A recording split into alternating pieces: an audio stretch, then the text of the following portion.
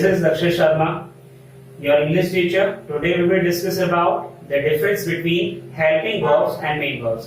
तो सबसे पहले हम लोग पढ़ रहे हैं मेन वर्ब्स के बारे में। तो मेन वर्ब्स क्या होती हैं आपको पता ही है, एक्शन दिखाती है।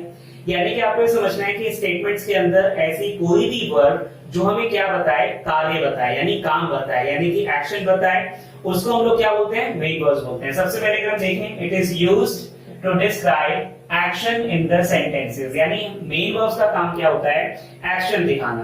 तो जहां पर भी हम एक्शन दिखाने की बात करते हैं, जहां पर भी हम एक्शन बताना चाहते हैं, वहां हम क्या यूज करेंगे, मेन वर्ब्स यूज करेंगे। अब आगे अगर हम देखें तो मेन वर्ब्स के अपने वर्ब्स और फॉर्म्स होते हैं, यानी कि मेन वर्ब्स के अपनी फॉर्म्स होते हैं। जैसे वर्ब की फर्स्ट फॉर्म हमने पढ़ी, वर्ब की सेकंड फॉर्म, वर्ब की थर्ड फॉर्म और वर्ब की फर्स्ट फॉर्म आर आईएनजी। यानी कि हमारे पास वर्ब की फर्स्ट फॉर्म होती है, सेकंड फॉर्म होती है, थर्ड फॉर्म होती है और आईएनजी फॉर्म होती है। अब आपको क्या समझना है, वर्ब की फर्स्ट फॉर्म प्ले होती है, तो प्ले की सेकंड फॉर्म प्लेड होगी, प्ले की थर्ड फॉर्म प्लेड होगी और फिर प्लेइंग। इसी से टॉक होगा, टॉक टॉक और टॉकिंग हो जाएगा। इसी से राइट रोट रिटर्न राइटिंग हो जाएगा। ड्रिंक ड्रांक ड्रंक और ड्रिंकिंग हो जाएगा। यानी बेसिकली अगर हम देखें तो मेन वर्ब्स का काम क्या है, तो याद रखिएगा गाइस कि मेन वर्ब्स का काम होता है एक्शन दिखाना। यानी जिस भी स्टेटमेंट में आप एक्शन बताना चाहते हैं, दिखाना चाहते हैं, समझाना चाहते हैं, वहां पर हमें क्या यूज करना पड़ता है, मेन वर्ब्स यूज करना पड़ता है। तो बिल्कुल इस चीज को याद रखिए, नोट डाउन करें, फिर आगे बढ़ते हैं। चलिए आगे देखते हैं गाइस। मुझे उम्मीद है कि आपको मेन वर्ब्स सबको समझ में आया। अब बात करते हैं हेल्पिंग वर्ब्स के बारे में। तो जरा ध्यान से समझिए कि हेल्पिंग वर्ब्स क्या होता है। सबसे पहले हेल्पिंग वर्ब्स का यूज होता है, it is used to describe the condition of tense. यानी कि जो हेल्पिंग वर्ब्स है, जैसे मेन वर्ब्स का काम क्या था, एक्शन दिखाना। यानी मेन वर्ब्स क्या कर रही थी, स्टेटमेंट के अंदर एक्शन दिखा रही थी। वहीं अगर हम बात करें हेल्पिंग वर्ब्स के बारे में, तो हेल्पिंग वर्ब्स का काम होता है टेंस बताना। क्या बताना, टेंस बताना।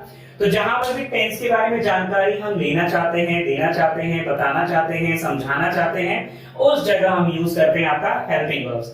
अब एग्जांपल अगर हम देखें, जैसे मान लीजिए अगर मैं आपसे कहूं कि भाई was were यूज होता है या is am are यूज होता है, तो आपको पता है कि is am are मतलब हर जगह प्रेजेंट होगा और was were मतलब हर जगह पास्ट होगा। बेसिक तो यही है किसी भी टेंस को आइडेंटिफाई करने का।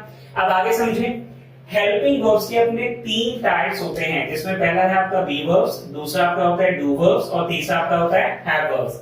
यानी कि जो हेल्पिंग वर्ब्स हैं वो तीन टाइप्स में डिवाइडेड हैं। सबसे पहले बी वर्ब्स, उसके बाद डू वर्ब्स और उसके बाद क्या है, हैव वर्ब्स आपका।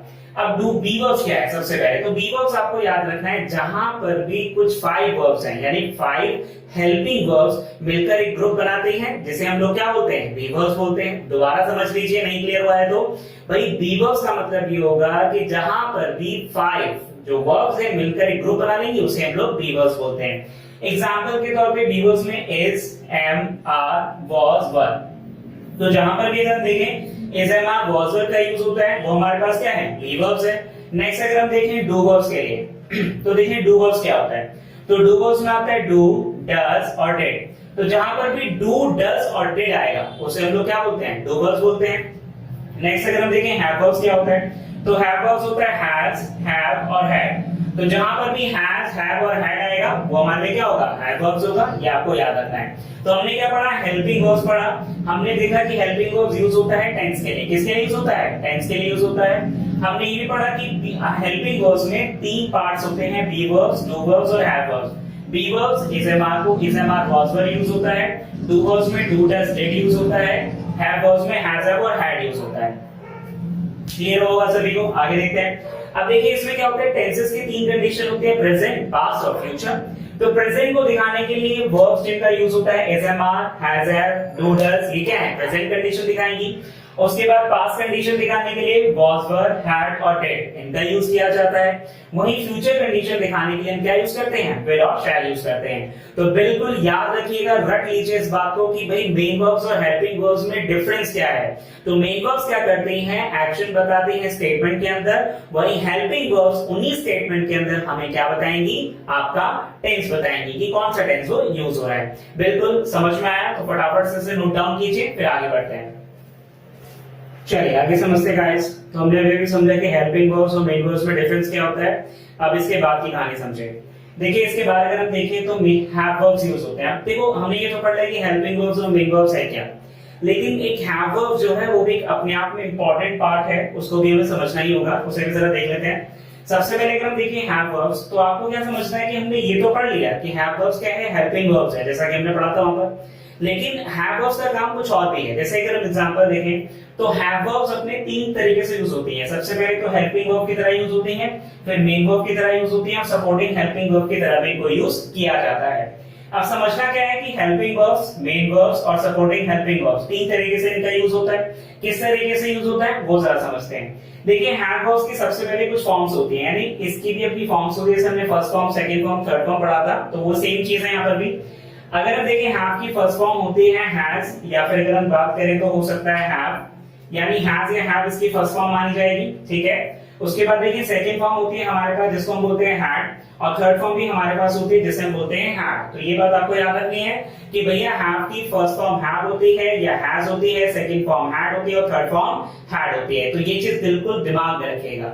नेक्स्ट अगर हम देखें तो हेल्पिंग वर्ब्स की तरह किस तरह से यूज होता है वो जरा समझेंगे। मैंने कहा I have completed this work, तो आप देख सकते हैं हैव के साथ यूज हो रहा है, यानी हैव क्या हुआ, हेल्पिंग वर्ब हुआ, और कंप्लीटेड क्या हुआ, मेन वर्ब की कौन सी फॉर्म हुई, थर्ड फॉर्म हुई। यानी कि हेल्पिंग वर्ब हमारे पास हैव है और थर्ड फॉर्म कौन है, यहाँ पे कंप्लीटेड। अब हैव के साथ थर्ड फॉर्म आ रहा है, इसका मतलब इसने हमें क्या बताया, टेंस बताया। और अगर हैव हमें टेंस बता रहा है तो किसकी तरह यूज हुआ, हेल्पिंग वर्ब्स की तरह यूज हुआ। क्लियर है सभी को, आगे समझते हैं। नेक्स्ट अगर हम देखें मेन वर्ब्स, अब मेन वर्ब्स के बारे में बात करें तो मैंने कहा I have had my breakfast. अब जैसे कई बच्चों का डाउट होता है कि सर दो हैड एक साथ क्यों आते हैं या हैव के साथ हैड क्यों आते हैं, तो बिल्कुल रट लीजिएगा इस बात को कि अगर हैव यहाँ पर यूज हो रहा है, यानी अगर ये हैव यहाँ पर यूज हो रहा है तो इस वक्त ये क्या है, हेल्पिंग वर्ब है, और जो दूसरा हैड यूज हो रहा है वो यहाँ पर क्या है, मेन वर्ब की थर्ड फॉर्म है। इसका मतलब ये हुआ कि मैं अपना ब्रेकफास्ट कर चुका हूं। लेकिन अगर मैं कहूं कि मैं अपना ब्रेकफास्ट कर चुका था तो वहां पे हमें क्या लगाना पड़ेगा, I had had my breakfast. तो कंडीशन क्या है कि हैव यहाँ पे हेल्पिंग वर्ब यूज हुआ और हैड किसकी तरह यूज हो रहा है, मेन वर्ब की थर्ड फॉर्म की तरह। यानी कि अब मेन वर्ब की तरह यूज हो रहा है हैड यहाँ पर, तो हैड किसकी तरह बनेगा, मेन वर्ब बता रहा है। क्लियर है सभी को, एक्शन बता रहा है कि ब्रेकफास्ट कर चुका है। नेक्स्ट अगर हम देखें सपोर्टिंग हेल्पिंग वर्ब, अब एक एग्जांपल है गाइस, मैंने यहाँ पे लिखा she will have reached on time for this function. मैंने एक एग्जांपल लिया, मैंने कहा वो समय पर पहुंच चुकी होगी इस फंक्शन के लिए, यानी इस पर जो फंक्शन है उसके लिए वो समय पर पहुंच चुकी होगी। अब मैंने कहा शी विल हैव रीच्ड, अब विल और हैव दो एक साथ आ रहे हैं। मैंने बताया था विल जहां पर यूज होता है फ्यूचर है, लेकिन हैव तो प्रेजेंट बताता है। कंडीशन अगर हम देखें, मान लीजिए विल हम लगा रहने देते हैं और हैव को हम हटा देते हैं, यानी हैव हटा दिया हमने, तो यहां पर हम देखें, मैंने कहा she will have reached on time for this function. she will reach on time for this function, जिसका कोई मतलब नहीं बनता है गाइस, यानी फ्यूचर बेशक है लेकिन कोई टेंस बनाने में समर्थ नहीं है।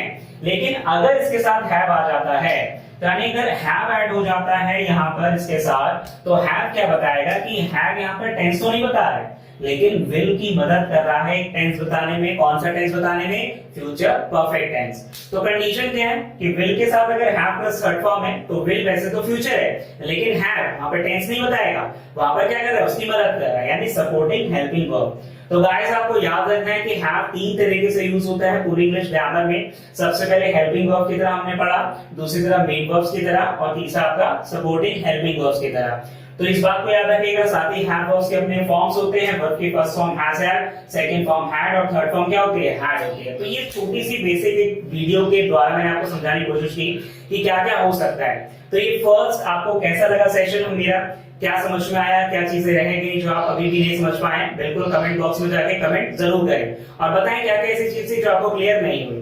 तो चलिए मिलते हैं आपके नेक्स्ट सेशन में, इसी तरीके के यूजफुल सेशन आगे भी हम करते रहेंगे। So, thanks to all, thanks to everyone.